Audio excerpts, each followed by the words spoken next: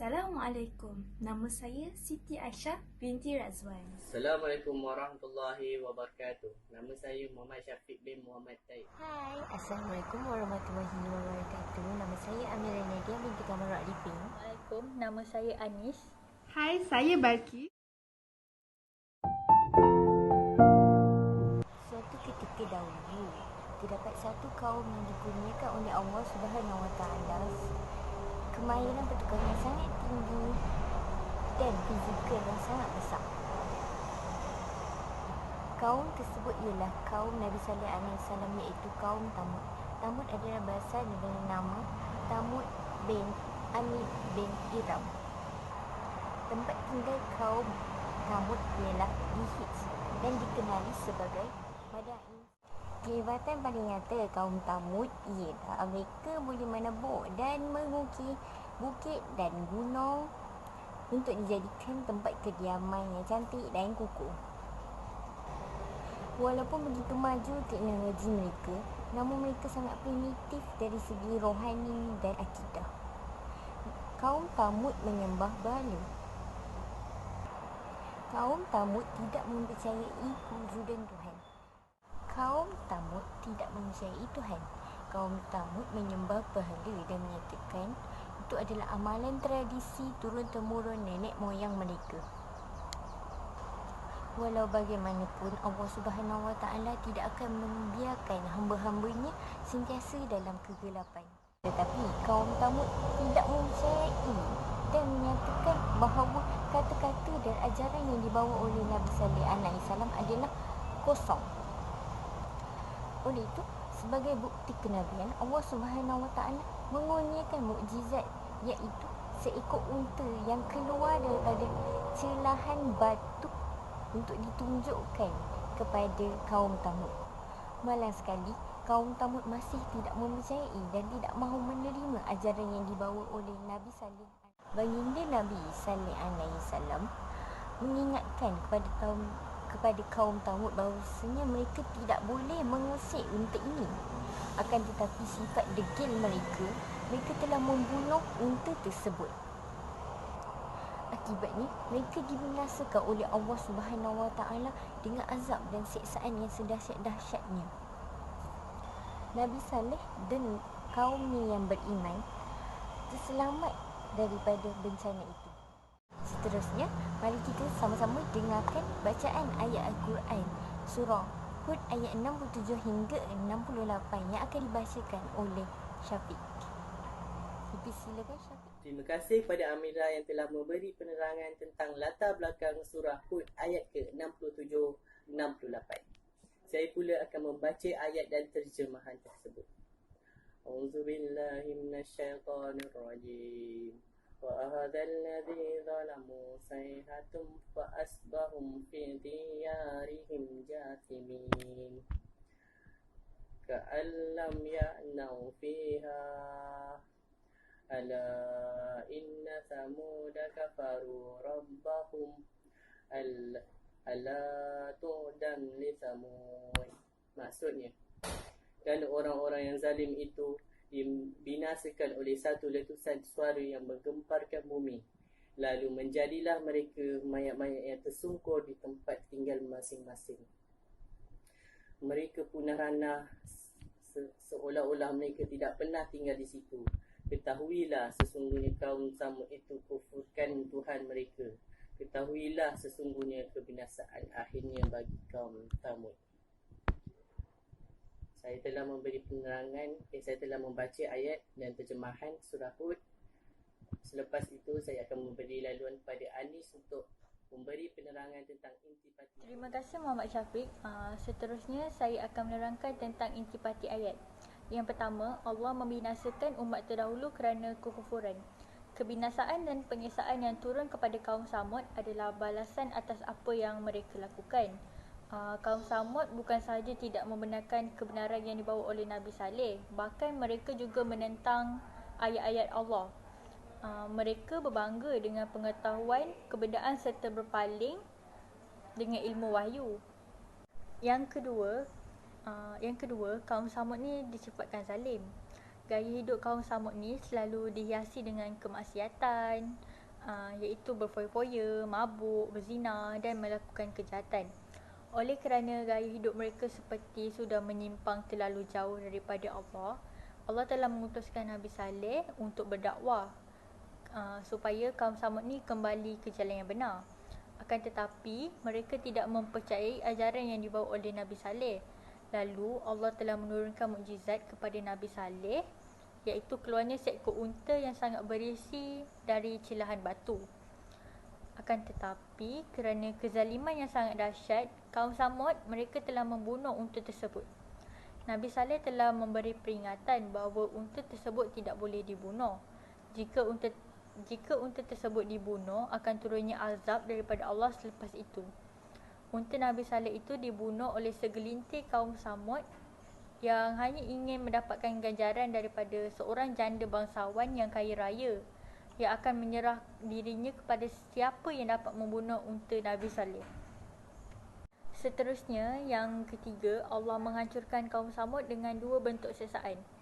Ketika mahu menghancurkan kaum Samud, Allah SWT menghantar kejadian yang luar biasa.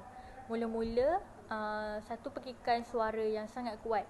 Petikan yang kuat ini kemudian menyebabkan goncangan, gegaran yang menggegarkan mereka. Lalu mereka menjadi mayat-mayat yang mati tersungkur dengan lutut-lutut dan muka-muka mereka melekat ke bumi. Dan seterusnya menghancurkan mereka. Petikan yang kuat adalah daripada Jibril. Dengan sekali petikan akan keluar roh-roh iaitu nyawa daripada tubuh mereka. Allah SWT menghantar satu petikan sahaja untuk menghancurkan kaum Samud. Peristiwa kemusnahan ini berlaku pada waktu pagi. Sebaik saja mereka yakin akan datang azab Allah kepada mereka, mereka bersiap sedia dengan pedang-pedang dan anak-anak panah serta segala persediaan. Mereka berdiri di jalan-jalan dan mendakwa seolah-olah mereka bersedia menghadapi azab Allah. Seterusnya saya akan pas kepada Muhammad Syafiq untuk poin seterusnya. Terima kasih kepada Anis kerana memberi 3 penerangan intipati ayat. Saya pula akan menerangkan 2 lagi intipati ayat. Yang keempat, kaum Samud yang angkuh dan sombong. Walaupun Nabi Saleh telah menunaikan permintaan kaum Samud yang dengan menunjukkan mukjizatnya, mereka tetap angkuh tidak mahu menyembah Allah SWT. Kaum Samud telah membunuh unta yang telah Allah berikan kepada mereka. Mereka begitu angkuh sehingga kan Nabi Saleh memberi mereka masa selama 3 hari untuk bertaubat. Namun mereka tetap tidak bertaubat. Malahan mereka angkuh dengan menyuruh Nabi Saleh mempercepatkan lagi azab terhadap mereka. Yang kelima, kaum Samud menyembah selain daripada Allah. Kaum Samud tidak mengenali siapakah Allah. Mereka hanyalah menyembah Allah.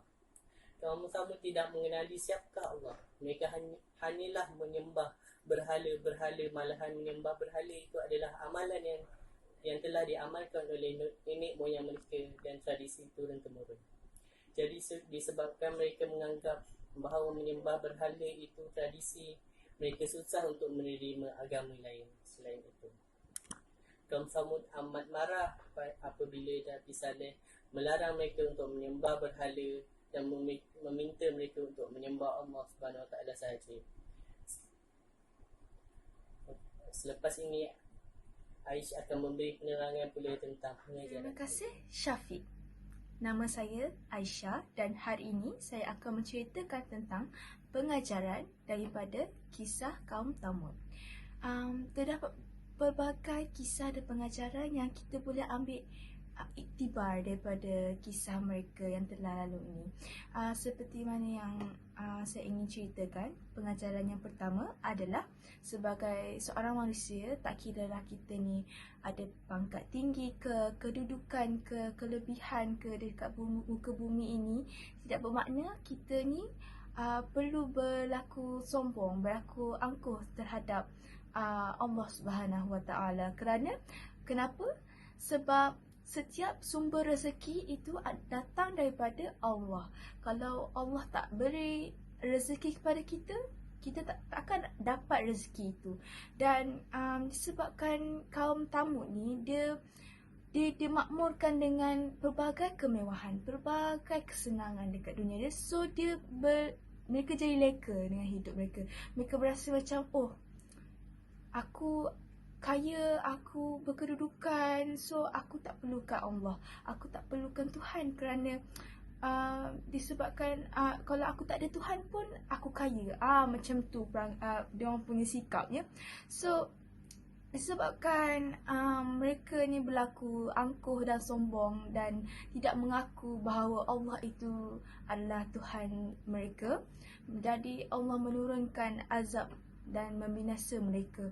Jadi apa saya nak kata kat sini, yang janganlah kita bersikap seperti kaum Thamud ini, kerana dalam bumi ini macam kita ni satu biji sebutir pasir, macam tu.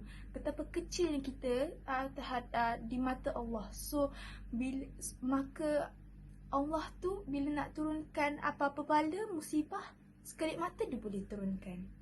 Seterusnya, pengajaran yang kedua saya ingin huraikan adalah tentang dosa dan perbuatan mungkar yang dilakukan oleh sekelompok kecil warga masyarakat yang bersifat negatif ataupun buruk, telah membinasakan masyarakat sepenuhnya. Maksudnya kaum Thamud ni dia dibinasakan, dihancur, disapu bersih di atas muka bumi ini kerana mereka telah melanggar perintah Allah, kerana sekelompok lelaki telah membunuh unta Nabi Saleh alaihi salam. So maksud saya dekat sini, disebabkan itu Allah telah memerintahkan kita agar melakukan amal makruf nahi mungkar. Sekurang-kurangnya kalau kita tidak berhasil untuk mencegah kemungkaran itu, janganlah kita bersifat macam kita ni menyetujui apa yang mereka buat. Kita telah membebaskan diri kita daripada perbuatan tersebut. Maksudnya jangan mendekati, jangan nak mencuba. Contohnya yang saya telah lihat pada zaman ini adalah hubungan sejenis. So hubungan sejenis ni adalah sangat tidak disukai oleh Allah, telah dilarang oleh Allah. Kenapa? Ia telah melanggar hukum alam. So jadi janganlah kita mendekati perbuatan tersebut. Maka apabila terdapat beberapa kempen yang kita boleh tengok orang dekat KL sana, dekat overseas, menceritakan mereka ini ingin meluahkan perasaan mereka tentang mereka suka dengan hubungan sejenis dan mereka support dengan hubungan sejenis, dan jangan terkejut menyetujui dengan kes itu. Jadi apa yang kita boleh nampak dan kita boleh ambil pengajaran, maka jangan mensetujui apa-apa perbuatan mereka dan jangan dekat dengan orang macam tu. Itu sahaja daripada saya. So saya ingin menyerahkan pengajaran seterusnya kepada Cara nombor 3, manusia perlulah sentiasa bersyukur. Kita sebagai umat Islam perlulah sentiasa bersyukur dengan apa yang kita ada. Sebab tak semua orang ada apa yang kita ada. Banyak benda yang kita boleh bersyukur. Contohnya kita bersyukur sebab kita ada mak ayah, kita ada rumah, kita ada makan, benda untuk kita makan. Sebab ada orang yang kat luar sana tak ada mak ayah, makan pun tak semewah yang kita makan. So kita kena sentiasa bersyukur dengan semua benda. Lagipun Allah amat suka dengan umat ni yang ada sifat bersyukur ni. Kita kena ingat apa saja yang kita dapat dekat muka bumi ni semuanya daripada Allah Subhanahu Wa Taala. Jadi kita perlu sentiasa bersyukur dengan apa sahaja nikmat yang telah diberikan. Pengajaran nombor 4, Allah Subhanahu Wa Taala akan sentiasa melindungi orang soleh dan orang yang bertakwa kepadanya. Kita boleh tengok pada cerita kaum Thamud dengan Nabi Saleh, macam mana Allah melindungi umatnya daripada terkena bala yang Allah kurniakan. Kaum Thamud telah membunuh unta, iaitu mukjizat yang telah Allah berikan kepada mereka. Lalu Allah marah. Allah menyuruh Nabi Saleh membawa umat-umatnya keluar daripada negeri tersebut, baru Allah menurunkan bala terhadap kaum-kaum Thamud yang ingkar kepada perintah Allah. Jadi kat sini kita dapat lihat bahawa Allah Subhanahu Wa Taala akan sentiasa melindungi orang soleh daripada terkena apa-apa bencana.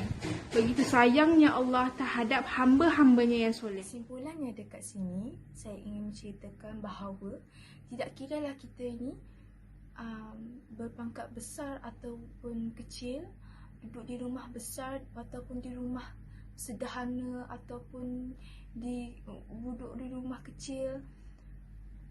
Kita sebagai hamba Allah harus mengikut perintah Allah. Jangan sesekali melanggar perintah Allah, kerana setiap perintah itu ada hikmah di sebaliknya. Maka untuk Allah tidak membinasa kita, menurunkan bala kepada kita, hendaklah kita melakukan perintah Allah seperti solat 5 waktu, berpuasa, menutup aurat, membayar zakat dan pelbagai lagi yang kita boleh praktikkan. Itu sahaja daripada kumpulan kita. Sebab itu kami ingin mengucapkan selamat Hari. Zahir dan batin. Stay at home and stay safe.